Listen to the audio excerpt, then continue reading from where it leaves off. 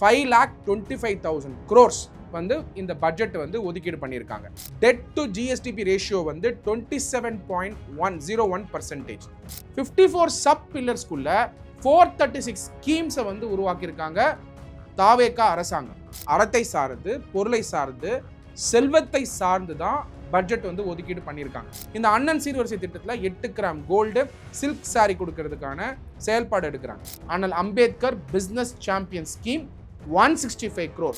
என்ன விஷன் டாக்குமெண்ட்ல குறிப்பிட்டிருக்கோமோ அந்த விஷன் டாக்குமெண்ட்டை பேஸ் பண்ணி தான் நம்மளுடைய கவர்மெண்ட்டே மிஷனோட ஒர்க் பண்ணிட்டு இருக்கு. லீகல் டாக்ஸ் நேயர்களுக்கு அன்பு வணக்கங்கள். தாவேகா அரசாங்கம் ஃபார்ம் பண்ண உடனேயே இன்னைக்கு முதல் பட்ஜெட் தாக்கல் பண்ணியிருக்காங்க.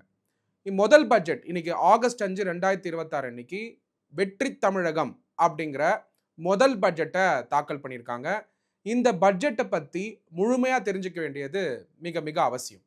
ஏன்னா சட்ட மாணவர்கள், பொருளாதாரம் படிக்கக்கூடிய மாணவர்கள், ஏன் பொதுமக்கள் கூட இதில் இருக்கக்கூடிய பட்ஜெட்டில் இருக்கக்கூடிய நுணுக்கங்களை தெரிஞ்சுக்க வேண்டியது மிக அவசியம்.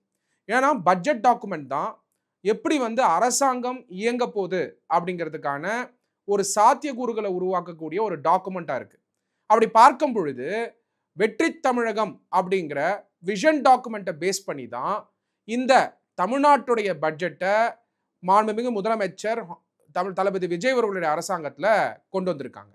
இந்த பட்ஜெட் ஆகப்பட்டது 10 பில்லரில் கொண்டு வந்திருக்காங்க.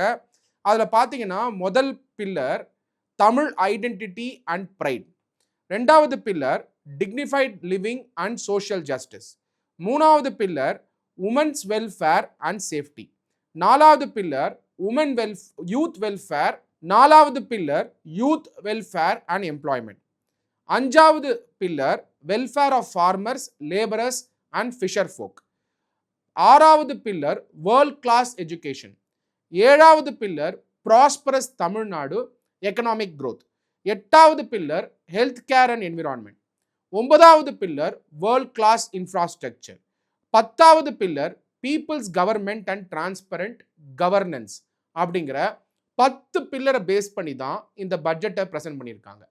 இன்ஃபேக்ட் தாவேகாவுடைய தேர்தல் அறிக்கை குழுவில் நான் இருந்தேன். தேர்தல் அறிக்கை குழு நாங்கள் ப்ரிப்பேர் பண்ணும் பொழுதே அப்போது மாண்புமிகு முதலமைச்சர் தளபதி விஜய் அவர்கள் சொன்னது ஒன்றே ஒன்று தான். நம்ம கொடுக்கக்கூடிய தேர்தல் அறிக்கைகளை விஷனாக மாற்றி, விஷனை பில்லர்ஸாக மாற்றி, பில்லர்ஸை சப் பில்லர்ஸாக மாற்றி, கவர்மெண்ட் டிபார்ட்மெண்ட்ஸோட மேப் பண்ணி, கிட்டத்தட்ட யுஎன் சஸ்டைனபிள் டெவலப்மெண்ட் கோல்ஸ் இருக்கக்கூடிய 17 கோல்ஸோட மேப் பண்ணி ஒரு வாட்டியும் பட்ஜெட்டில் கன்சிஸ்டண்ட்டாக இந்த விஷனை நம்ம கேரி பண்ணணும் அப்படிங்கிறத அப்பயே சொல்லியிருந்தார். அப்படி பார்க்கும்போது அதே மாதிரி உடைய விஷனில் தான் இந்த பட்ஜெட்டை வந்து கொண்டு வந்திருக்காங்க. அப்படி பார்க்கும்போது பட்ஜெட்டில் இருக்கக்கூடிய மேக்ரோ எக்கனாமிக் ஓவர்வியூவை பற்றி தெரிஞ்சுக்க வேண்டியது மிக மிக அவசியம். மேக்ரோ எக்கனாமிக் ஓவர்வியூ தான் பட்ஜெட்டை முழுமையாக புரிஞ்சிக்கக்கூடிய ஒரு அஸ்திரமாக இருக்கும். அப்படி பார்க்கும் பொழுது டோட்டல் பட்ஜெட் அவுட்லே, அதாவது இந்த பட்ஜெட்டுடைய மொத்த உங்களுக்கு பட்ஜெட் பண்ணியிருக்கக்கூடிய தொகை எவ்வளோன்னு பார்த்தீங்கன்னா கிட்டத்தட்ட 5,23,833 கோடி, கிட்டத்தட்ட 5,25,000 crores வந்து இந்த பட்ஜெட் வந்து ஒதுக்கீடு பண்ணியிருக்காங்க. அதில் நீங்கள் பார்க்க வேண்டியது எப்படி புரிஞ்சுக்கணும்னா 5,23,000 கோடி எப்படி புரிஞ்சுக்கணும்னா total revenue expenditure plus capital outlay plus net lending plus public debt டிஸ்பர்ஸ்மெண்ட்னு சொல்லுவோம். அப்படி பார்க்கும் பொழுது டோட்டல் பட்ஜெட் அவுட்லேயிலிருந்து நம்மளுடைய டெட் காம்பனண்ட்டை மைனஸ் பண்ணிட்டோம்னு சொன்னாக்க 4,71,862 கோடி, கிட்டத்தட்ட பட்ஜெட் அவுட்லேவா நம்ம நெட் பாரோயிங்ஸ் மைனஸ் பண்ணி எடுத்ததுக்கப்புறம், அதாவது பாரோயிங்ஸ்லேருந்து நம்ம ரீபேமெண்ட்டை மைனஸ் பண்ணிட்டா நெட் பாரோயிங்ஸ் இருக்கும். அப்போ 4,71,862 crores வந்து total budget of Tamil Nadu excluding repayment. அப்படி பார்க்கும் பொழுது தமிழ்நாட்டுடைய பட்ஜெட் 4,71,862 கோடி இருக்கும் பொழுது நம்மளுடைய ஜிஎஸ்டிபி எவ்வளோ இருக்கு, கிராஸ் ஸ்டேட் டொமஸ்டிக் ப்ராடக்ட் பார்த்தீங்கன்னா 40,67,312, தட் இஸ் 40,67,312 crores ரஃப்லி வந்து ஜிஎஸ்டிபி நம்பரா இருந்துட்டு இருக்கு. அப்படி பார்க்கும்போது ஜிஎஸ்டிபி growth ரேட் ஆகப்படுது 14% இருக்கு. ஸோ நம்மளுடைய டோட்டல் ரெவன்யூ ரிசிட்ஸ் 3,50,027 crores. ரெண்டாவது ரெவன்யூ எக்ஸ்பெண்டிச்சர் பார்த்தீங்கன்னா 4,05,802 crores. Capital outlay 56,985 crores. Total capital outlay including net loans and advances 66,000 crores. நம்மளுடைய ரெவன்யூ டெபிசிட் 55,775 கோடி. அதனால நம்மளுடைய பட்ஜெட் பற்றாக்குறை 1,21,819. சார் 1,21,819 crores நம்மளுடைய பட்ஜெட் பற்றாக்குறை, அதாவது 3% ஆஃப் ஜிஎஸ்டிபி. இது எப்பயுமே 3% ஆஃப் த ஜிஎஸ்டிபியா தான் இருக்கணும். காரணம் என்னன்னா, நம்மளுடைய fiscal responsibility and budgetary management act படி 3% தான் அதை கேப் பண்ணுங்கிறத நம்மளுக்கு எல்லாம் தெரியும். அப்போ 3% மேலே தாண்டி போச்சுன்னா approval of the union government இருக்கணுங்கிறத நம்ம மறந்துடக்கூடாது. ஸோ அதனால நம்மளுடைய பட்ஜெட்டில் 1,21,819 crores ஃபிஸ்கல் டெபிசிட்டாக இருக்கிறதுனால 3% of gross state domestic product இருக்கணும் அப்படிங்கிறது தான் ஃபிஸ்கல் ரெஸ்பான்சிபிலிட்டி பட்ஜெட்டரி மேனேஜ்மெண்ட் ஆக்டுடைய மெயின் பாயிண்ட்டே. அப்போ பார்க்கும் பொழுது debt to GSDP ratio 27.01%. So 27% தமிழ்நாட்டுடைய டெட் டு ஜிஎஸ்டிபி ரேஷியோ அதிகமாக தான் இருக்கு. இதற்கு காரணம் என்னன்னா, இதுக்கு முன்னாடி இருந்த திராவிட கட்சிகள் கடன் வாங்கிக்கிட்டே இருந்தாங்களே தவிர இன்கம் இம்ப்ரூவ் பண்ணக்கூடிய, அதாவது ரெவென்யூ ஆக்மெண்டேஷன், ரெவென்யூ மொபிலைசேஷன் பண்றதுக்கான ஸ்டெப்ஸை பெருசா எடுக்கல. கடன் வாங்க வேண்டியது, வெல்ஃபேர் ப்ரோக்ராம்ஸ் கொண்டு வர வேண்டியது, ஆனால் இன்கம் ஜென்ரேட் பண்ணக்கூடிய கெப்பாசிட்டியை உருவாக்கக்கூடிய அந்த அமைப்பை கொண்டு வரல. அதாவது நம்மளுடைய பொருளாதாரத்தில், தமிழ்நாட்டுடைய பொருளாதாரத்தில். அப்போ ரெவென்யூ ஜென்ரேஷன் பண்றதுக்கான பெரிய தடையா இருந்தது என்ன? ஊழல், ஊழல், ஊழல், கரப்ஷன். அப்போ ஒரு சைடு கடன் வாங்குறாங்க தமிழ்நாடு அரசாங்கம், இன்னொரு சைடு ரெவென்யூ உயரணும், ரெவென்யூ ஆக்மெண்டேஷன் நடக்கணும், ரெவென்யூ மொபிலைசேஷன் நடக்கணும். அதனால நம்மளுடைய ஜிஎஸ்டிபி உடைய அப்சல்யூட் ஃபிகர்ஸ்ல அதிகமாகணும். அது மட்டும் இல்லாம ஃபிஸ்கல் டெபிசிட்டை குறைக்கக்கூடிய சாத்தியக்கூறுகளை பார்க்கணும். இல்ல 3% குள்ளேயே அதை கர்டைல் பண்ணக்கூடிய பாசிபிலிட்டிஸை தேடணும். இதுதான் பொருளாதார விஷயங்கள்ல இருக்கக்கூடிய fiscal consolidation, fiscal management, fiscal space create பண்ணியிருக்கணும்.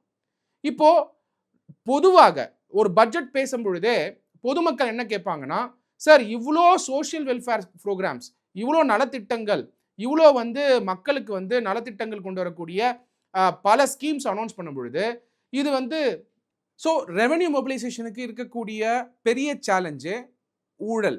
அப்போ இந்த ஊழல் டாப் லெவல்லேருந்து கிராஸ் ரூட் லெவல் வரைக்கும் எடுத்தாதான் ரெவென்யூ மொபிலைசேஷன் பண்ணக்கூடிய பாசிபிலிட்டியே உருவாகும்.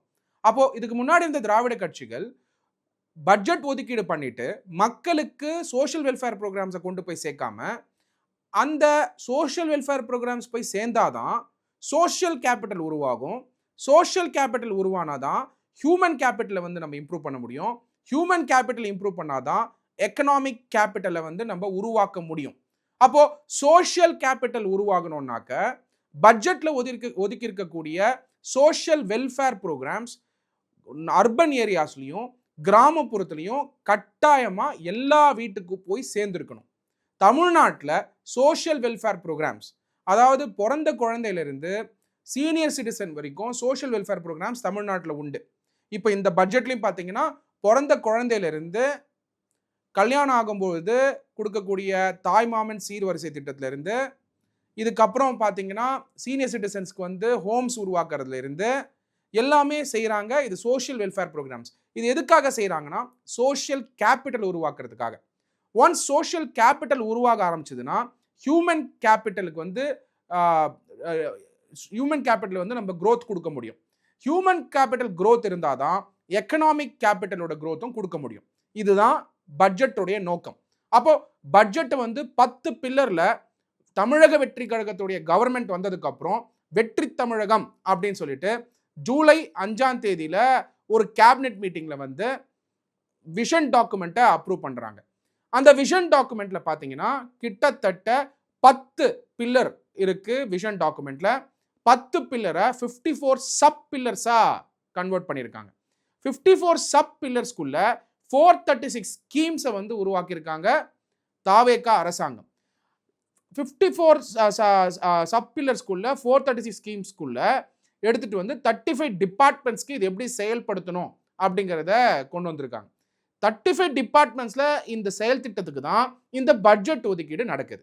இப்போ நீங்க நான் சொன்ன நம்பர் இருக்கு இல்லையா, 4,71,862 crores, 4,71,862 crores அந்த பணமாகப்பட்டது இந்த 35 டிபார்ட்மெண்ட்டுக்கும் 54 சப் பில்லர்ஸ்ல 10 பில்லர்ஸ் அச்சீவ் பண்றதுக்காக வெற்றி தமிழகம் விஷன் டாக்குமெண்ட் என்ன குறிப்பிட்டிருக்கோமோ அது எல்லாமே எலெக்ஷன் மேனிஃபெஸ்டோல நாங்க குழுவா சேர்ந்து கொடுத்த ப்ராமிசஸை 10 பில்லர்ஸா மாத்தி அது சப் பில்லர்ஸா 54ல மாத்தி 436 ஸ்கீம்ஸ் வழியா டெலிவர் பண்றதுக்கான விஷன் டாக்குமெண்ட்டை honourable chief minister of Tamil Nadu Thalapathy Vijay அவர்கள் ஜூலை மாசமே அப்ரூவ் பண்ணிடுறார். இந்த விஷன் டாக்குமெண்ட்டை பேஸ் பண்ணி தான் பட்ஜெட் டிஸ்கஷன் நடக்குது தமிழ்நாடு அரசாங்கத்தில். தளபதி விஜய் அவர்களும் ஒரு வாட்டியுமே honourable chief minister of Tamil Nadu discuss பண்ணும் பொழுது இதை வச்சு தான் டிஸ்கஸ் பண்ணியிருக்கார். அப்படி பார்க்கும் பொழுது இந்த 4,71,862 crores எப்படி அலோகேட் ஆயிருக்கு அப்படிங்கிறத நம்ம பார்ப்போம். இந்த 4,72,000 crores எப்படி அலாட் ஆயிருக்குன்னா, மொத்தம் பார்த்தீங்கன்னா school education, rural development, panchayat raj, municipal administration and water development, health family welfare, highways, minor ports, home prohibition and excise, special programme, important programmes, energy, agri and farmers welfare, food and consumer protection அப்படிங்கிற ஒரு டிபார்ட்மெண்ட்டுக்குமே ஒதுக்கீடு பண்ணியிருக்காங்க. அதில் school education மட்டும் நீங்கள் எடுத்தீங்கன்னா கிட்டத்தட்ட 44,527 கோடி ஒதுக்கீடு பண்ணியிருக்காங்க. ஹையஸ்ட் அலோகேஷனே ஸ்கூல் எஜுகேஷனுக்கு தான். ரூரல் டெவலப்மெண்ட், பஞ்சாயத் ராஜுக்கு 39,000 கோடி ரஃப்லி வந்து ஒதுக்கியிருக்காங்க. முனிசிபல் அட்மினிஸ்ட்ரேஷன் அண்ட் வாட்டர் டெவலப்மெண்ட்டுக்கு 29,863 crores ஒதுக்கீடு பண்ணியிருக்காங்க. ஹெல்த் அண்ட் ஃபேமிலி வெல்ஃபேருக்கு 23,357 crores ஒதுக்கீடு பண்ணியிருக்காங்க. ஹைவேஸ் அண்ட் மைனர் போர்ட்ஸ்க்கு 21,524 crores ஒதுக்கீடு பண்ணியிருக்காங்க. ஹோம் ப்ரொஹிபிஷன் அண்ட் எக்ஸசைஸ்க்கு 17,290 crores ஒதுக்கீடு பண்ணியிருக்காங்க. சில ஸ்பெஷல் ப்ரோக்ராம்ஸ் என்னெல்லாம் வந்து தாவேகா அரசாங்கம் வந்து இம்ப்ளிமெண்ட் பண்ணுறாங்களோ அதுக்கு 17,150 crores அலோகேட் பண்ணியிருக்காங்க. எனர்ஜி பர்பஸ்க்காக 15,828 crores ஒதுக்கீடு பண்ணியிருக்காங்க. அக்ரி அண்ட் ஃபார்மர்ஸ் வெல்ஃபேருக்கு 14,984 crores ஒதுக்கீடு பண்ணியிருக்காங்க. ஃபுட் அண்ட் கன்சியூமர் ப்ரொடெக்ஷனுக்கு 14,830 crores ஒதுக்கீடு பண்ணியிருக்காங்க.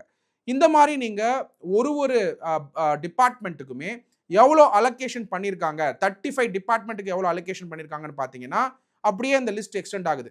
ஹையர் எஜுகேஷனுக்கு 8,000 crores ரஃப்லி, கோஆபரேஷன் டிபார்ட்மெண்ட்டுக்கு 8,000 crores, அனிமல் ஹஸ்பண்டரி அண்ட் ஃபிஷரிஸ்க்கு வந்து 4,880 crores, இண்டஸ்ட்ரீஸ் இன்வெஸ்ட்மெண்ட் இன் காமர்ஸ்க்கு வந்து 4,414 crores, சோஷியல் ஜஸ்டிஸ்க்கு வந்து 3,937 crores, micro small and medium என்டர்பிரைசஸ்க்கு வந்து 2,142 crores, labour welfare and skill டெவலப்மெண்ட்டுக்கு வந்து 2,000 crores, பிசி, எம்பிசி, மைனாரிட்டிஸ் வெல்ஃபேருக்கு வந்து 1,700 crores, என்விரான்மெண்ட், ஃபாரஸ்ட் அண்ட் கிளைமேட்டுக்கு வந்து 1,762 crores, வெல்ஃபேர் ஆஃப் டிஃப்ரெண்ட்லி ஏபிள்டுக்கு வந்து 1,485 crores, ஹேண்ட்லூம்ஸ், டெக்ஸ்டைல்ஸ் அண்ட் காதிக்கு வந்து 1,678 crores, youth welfare and sports டெவலப்மெண்ட்டுக்கு 1,051 crores, AI, IT and digital சர்வீசஸ்க்கு 398 crores. ஸோ இந்த மாதிரி 4,72,000 crores ரஃப்லி 35 டிபார்ட்மெண்ட்ஸ்க்கு ஒதுக்கியிருக்காங்க. 10 பில்லர்ஸ், 54 சப் பில்லர்ஸில். இதுதான் புரிஞ்சிக்க வேண்டியது. அதனால தான் இந்த நம்பர்ஸ் எல்லாத்தையுமே வந்து உங்களுக்கு டீட்டெயில்டாக கொடுத்தேன்.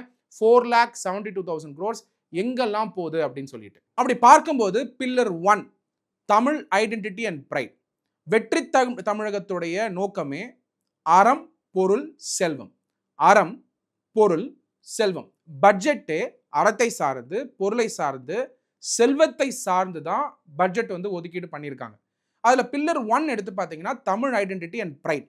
அதில் அதோட விஷன் எடுத்தீங்கன்னா அந்த பில்லரோட vision language preservation, heritage protection, state rights. அதுக்காக என்ன ஸ்டெப்ஸ் பண்ணியிருக்காங்க பட்ஜெட் எடுத்து மேப் பண்ணால், ஸ்கூல் எஜுகேஷன் கரிக்குலம் ரிவிஷனுக்கு 25 கோடி 25 crores ஒதுக்கீடு பண்ணியிருக்காங்க. அதுக்கப்புறம் பணமரங்கள், பண விதைகளுக்காக டெவலப்மெண்ட் கார்பரேஷன் ஃபண்ட் அப்படின்னு ஒன்று உருவாக்கி அதுக்கு 16 கோடி வந்து பனைமரங்களுக்கு 16 கோடி ஒதுக்கீடு பண்ணியிருக்காங்க. இது ஏன்னா state tree and cultural and agricultural heritage associate with Tamil pride. அதனால பனை விதைகளை வந்து கொண்டு வரதுக்காகவும் பனைமரத்தை வந்து திருப்பி வந்து தமிழ்நாட்டில் வந்து ரிவைவ் பண்ணுறதுக்காகவும் இன்னைக்கு பார்த்தீங்கன்னா 16 கோடி வந்து ஒதுக்கீடு பண்ணியிருக்காங்க. Pillar 2 dignified living and social security. அதாவது இந்த பில்லர் பொறுத்த வரைக்கும் இதில் வெற்றி வீடு கட்டும் திட்டம் இதுக்கு 3500 கோடி ஒதுக்கீடு பண்ணியிருக்காங்க. இந்த திட்டத்தில் இதுக்கு முன்னாடியே 3,10,000 ரூபா கொடுத்துட்டு இருந்தாங்க. இப்போ 5 லட்சமா உயர்த்தி 70,000 வீடுகள் கட்டி கொடுக்கறதுக்காக செயல்பாடு எடுத்துக்கிட்டு இருக்காங்க. அதுலேயும் எப்படி அந்த 70,000 கோடியை செலக்ட் பண்ணுங்கிறதுக்கான ஸ்கீம் டீட்டெயில்ஸ் வந்து வரக்கூடிய நாட்களில் வரும். இது ஆல்ரெடி வந்து வீடு கட்டும் திட்டம் இருக்கே சார், இப்போ இதில் சார் இது புதுசுன்னா ஸ்ட்ரக்சரல் சேஞ்ச் இருக்கு, பாலிசி சேஞ்ச் இருக்கு. அது மட்டும் இல்லாமல் 3,10,000 ரூபாய் இருந்ததை இப்போ 5 லட்சமா ஆக்கி 70,000 ஹவுசஸ் வந்து கட்டி கொடுக்கறதுக்கான செயல்பாடை தாவேக அரசாங்கம் எடுத்திருக்காங்க. அதுக்கப்புறம் பார்த்தீங்கன்னா integrated senior citizen homes and mobile treatment vans அது வழியா 33 கோடி ஒதுக்கீடு பண்ணியிருக்காங்க. 6.6 crores integrated senior citizen homes வந்து உருவாக்குறாங்க. இதில் யாரை டார்கெட் பண்ணுறாங்கன்னா சிட்டிசன் ப்ரொடெக்ஷன், சீனியர் சிட்டிசனுடைய ப்ரொடெக்ஷனை வந்து கொண்டு வரணும். ஏன்னா இன்னைக்கு இந்தியாவில் எஸ்பெஷலாக தமிழ்நாட்டில் அர்பன் ஏரியாவில் இருக்கக்கூடிய பேரண்ட்ஸை விட்டுட்டு பசங்க வந்து அமெரிக்கா போயிடுறாங்க, வெளிநாடு போயிடுறாங்க. ரூரல் ஏரியா போய் பார்த்தாலுமே அங்கே இருக்கிற பசங்க எல்லாருமே அர்பன் ஏரியாவுக்கு மூவ் ஆயிடுறாங்க. அப்போ இந்த சீனியர் சிட்டிசன்ஸுக்கு வந்து இருக்கக்கூடிய பாதுகாப்பு கொடுக்கணுன்றதுக்கு பார்த்தீங்கன்னா அவங்களுக்கு வந்து ஃபிக்ஸட் டெபாசிட்டுக்கு இன்ட்ரெஸ்ட் வந்து சப்வென்ஷன் கொடுத்து இன்ட்ரெஸ்ட் வந்து அதே நிலையில் வச்சு டேக்ஸ் எக்ஸம்ஷன் கொடுக்கறது ஒரு மாடல்.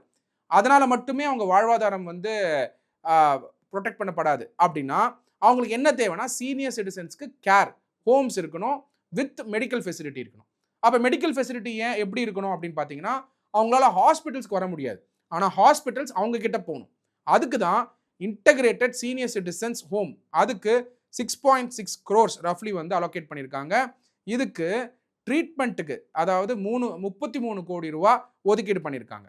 பில்லர் 3 எடுத்தீங்கன்னா உமன்ஸ் வெல்ஃபேர் அண்ட் சேஃப்டி. இதில் அண்ணன் சீர்வரிசை திட்டம்க்கு 812 கோடி ஒதுக்கீடு பண்ணியிருக்காங்க. இந்த அண்ணன் சீர்வரிசை திட்டத்தில் 8 கிராம் கோல்டு சில்க் சாரி கொடுக்கறதுக்கான செயல்பாடு எடுக்கிறாங்க. அதுக்கப்புறம் தாய்மாமன் தங்க மோதிர திட்டம் அதில் 560 கோடி கொடுத்துருக்காங்க இந்த ஸ்கீமுக்காக. அதில் தாய் கேர் ப்ளஸ் தாய்மாமன் தங்க மோதிர திட்டம் 560 கோடி தாய்மாமன் தங்க மோதிர திட்டம். கவர்மெண்ட் ஹாஸ்பிட்டலில் பிறக்கக்கூடிய குழந்தைங்களுக்கு தாய்மாமன் தங்க மோதிர திட்டம் அது வழியாக 560 கோடி. தாய் கேர் அப்படின்னு சொல்லிட்டு அதுக்கு 23 கோடி. இந்த ரெண்டுமே supports maternal and child health care sub pillar. Maternal and child health care sub pillar அதுக்கு வந்து சப்போர்ட் பண்ணுன்றதுக்காக. TN woman entrepreneurs empowerment scheme அதுக்கு 225 crores ரஃப்லி வந்து ஒதுக்கீடு பண்ணியிருக்காங்க. சிங்கப்பெண் ஸ்பெஷல் டாஸ்க் ஃபோர்ஸ் 354 கோடி வந்து ஒதுக்கீடு பண்ணியிருக்காங்க சிங்கப்பெண் ஸ்பெஷல் டாஸ்க் ஃபோர்ஸ்க்கு. 4வது pillar youth welfare and employment. இதுதான் ரொம்ப ரொம்ப இம்பார்ட்டன்ட். இதில் விஷன் என்னன்னா eliminating youth underemployment, skill development, sports infrastructure. இதில் வெற்றி ஸ்கில் ட்ரைனிங் ஸ்கீம் அப்படின்னு ஒரு ஸ்கீம் வச்சுருக்காங்க. அதில் 150 கோடி ஒதுக்கீடு பண்ணியிருக்காங்க. இதில் AI and ML trade expansion ITES கொடுக்குறாங்க 7.5 crores. இவி மெக்கானிக்ஸ் ட்ரைனிங் கொடுக்குறாங்க 3 crores. ஸோ அது தாண்டி காம்படிட்டிவ் எக்ஸாம் கோச்சிங் கிளாஸஸ் வந்து 3.38 crores சப்போர்ட் கொடுக்குறாங்க கவர்மெண்ட் ஜாப் ரெக்ரூட்மெண்ட் ஆக்சலரேஷனுக்காக. இதில் பில்லர் 5 தான் ரொம்ப இம்பார்ட்டன்ட். பில்லர் 5 எடுத்து பார்த்தீங்கன்னா welfare of farmers, labourers and fisher folk. இந்த பர்டிகுலர் பில்லருக்கு cooperative agriculture crop loan waiver 5,932 crores ஒதுக்கீடு பண்ணியிருக்காங்க. அதை எடுத்து பார்த்தீங்கன்னா massive debt relief plus waiver பண்ணுறது, கோஆப்ரேட்டிவ் பேங்க்ஸ் வந்து லோன் வாங்கியிருந்தால் வெய்வர் பண்ணுறது. இதை தாண்டி Cauvery Vaigai and river interlinking அதுக்கு ஒரு 200 crores. Farmers free electricity subsidy 7,432 crores. கருவை package 134 crores. Fisherman lean period assistance scheme 135 crores. மண்ணின் மகள் திட்டம் அதுக்கு 20 கோடி ரூபா. ப்ரொடெக்ஷன் என்பவர்ஸ் உமன் அக்ரிகல்ச்சரல் லேபரர்ஸ் அதுக்கு 20 கோடி ரூபாய் ஒதுக்கீடு பண்ணியிருக்காங்க. பில்லர் 6 எடுத்தீங்கன்னா வேர்ல்ட் கிளாஸ் எஜுகேஷன். இதுல வெற்றி லேப்டாப் ஸ்கீம் அப்படிங்கிற ஸ்கீமுக்கு 2000 கோடி ஒதுக்கீடு பண்ணியிருக்காங்க. ரெண்டாவது பள்ளி நிறைவு திட்டம், ஃபினிஷிங் ஸ்கூல்ஸ் வந்து உருவாக்கி அதுக்கு 300 கோடி ஒதுக்கீடு பண்ணியிருக்காங்க. Super clean super campus 139 crores, பெருந்தலைவர் காமராஜர் ஸ்கூல்ஸ் ஆஃப் எக்ஸலன்ஸ் அதில் 125 crores ஒதுக்கீடு பண்ணியிருக்காங்க. Fulfils the mandate to modernise public school infrastructure. So public school இன்ஃப்ராஸ்ட்ரக்சரை மேண்டேட் மாடர்னைஸ் பண்ணுறதுக்காக இந்த ஸ்கூல் இன்ஃப்ராஸ்ட்ரக்சரை கொண்டு வந்திருக்காங்க. அது மட்டும் இல்லாமல் அண்ணல் Ambedkar Overseas higher education scholarship அதுக்கு 131 கோடி வந்து ஒதுக்கீடு பண்ணியிருக்காங்க. டிஎன் சுடர் 10 crores எக்விட்டி வந்து ஒதுக்கியிருக்காங்க. இந்த டிஎன் சுடர் அப்படிங்கிறது வந்து ஸ்டூடெண்ட்ஸ்க்கு ஹாஸ்டல் ஃபெசிலிட்டி கொடுக்கறதுக்காக உருவாக்கியிருக்காங்க. ஹாஸ்டல் ஃபெசிலிட்டி வந்து பப்ளிக் பிரைவேட் பார்ட்னர்ஷிப்பில் ஸ்பெஷல் பர்பஸ் வெஹிக்கிள் வழியா இதை உருவாக்கி ஈக்விட்டி பார்ட்டிசிபேஷன் வழியா செயல்படுத்தணுங்கிறதுக்காக இந்த திட்டத்தை உருவாக்கியிருக்காங்க. இது கட்டாயமாக தேவை. கிட்டத்தட்ட இந்த ஹாஸ்டல் ஃபெசிலிட்டி ஆகப்பட்டது 1 லட்சம் மாணவர்களுக்கு பயன்படும் அப்படிங்கிறத வந்து நம்மளால புரிஞ்சுக்க முடியுது. பில்லர் 7 பட்ஜெட்ல இருக்கக்கூடிய பில்லர் 7 எடுத்தீங்கன்னா ப்ராஸ்பரஸ் தமிழ்நாடு எக்கனாமிக் growth. அதுல கேபிட்டல் சப்சிடி ஸ்கீம் அப்படின்னு ஒன்று உருவாக்கியிருக்காங்க. அதுல for MSME micro small and medium enterprises 352 crores வந்து மைக்ரோ ஸ்மால் அண்ட் மீடியம் என்டர்பிரைசஸ்க்கு வந்து ஒதுக்கீடு பண்ணியிருக்காங்க. வெற்றி ஆண்டர்பிரனர் ஸ்கீம் அதுக்கு 75 crores ஒதுக்கீடு பண்ணியிருக்காங்க. இதுல வந்து பாத்தீங்கன்னா எம்எஸ்எம்இ கிரெடிட் ஆக்சஸ் கொடுக்கறது, அது தாண்டி ஆண்டர்பிரனர்ஷிப் ஸ்கீமுக்கு வந்து ஒதுக்கீடு பண்றது. மூணாவது இம்பார்ட்டன்ட் ஸ்கீம் எடுத்தீங்கன்னா Annal Ambedkar business champions scheme. Very very important. Annal Ambedkar business champion scheme 165 crore promotes decentralized economic engines and inclusive economic growth, industrial growth. Last TANGEDCO financial compensation grant வழியா 5000 கோடி வந்து ஒதுக்கீடு பண்ணியிருக்காங்க.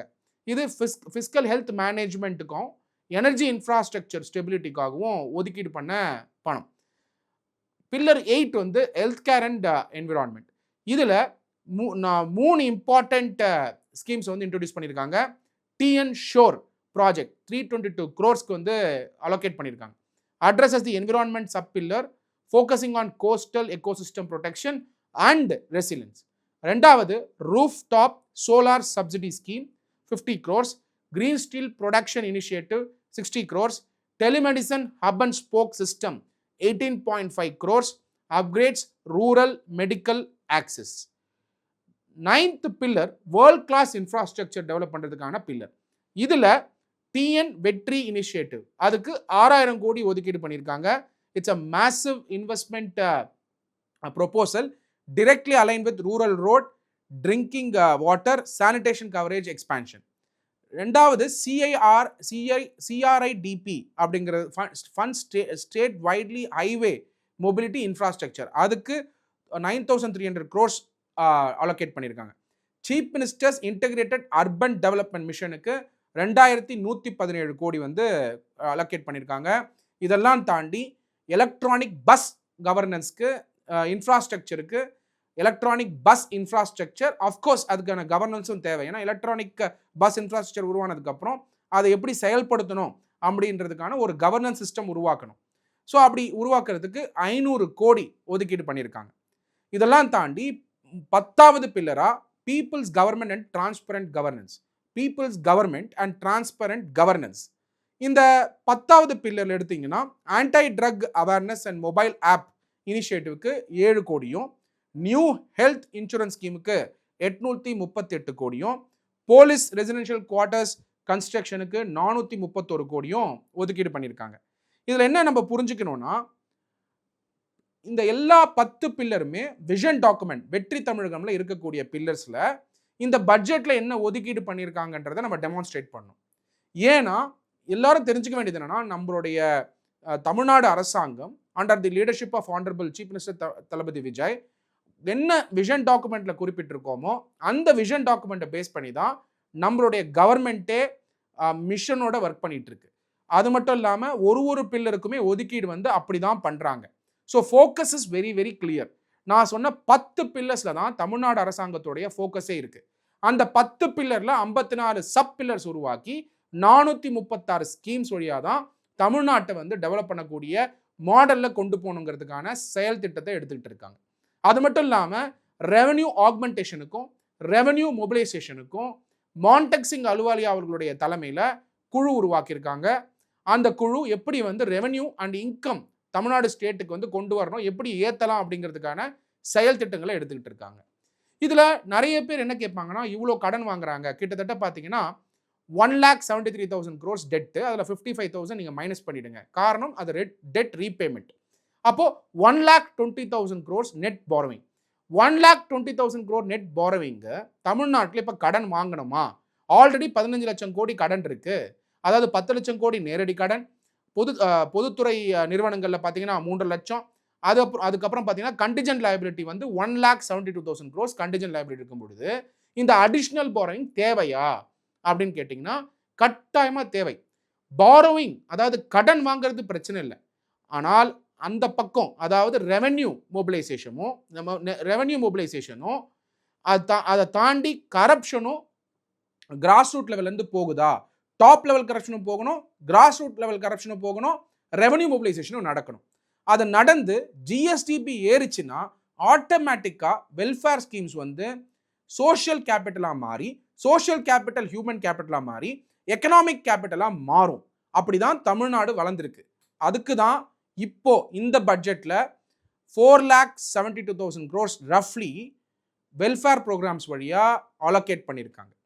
இந்த காணொலி வழியாக எல்லா சட்ட மாணவர்களும் பொருளாதாரம் படிக்கக்கூடிய மாணவர்களும், எல்லா சட்ட மாணவர்களும் பொருளாதாரம் படிக்கக்கூடிய மாணவர்களும், அது மட்டும் இல்லாமல் பொதுமக்களும் எப்படி வந்து கவர்மெண்டோடைய பட்ஜெட் எந்தெந்த பில்லர்ஸ்க்காக ஒதுக்கியிருக்காங்கன்றத கட்டாயமாக இந்த காணொலி வழியாக தெரிஞ்சிட்டு இருப்பீங்க.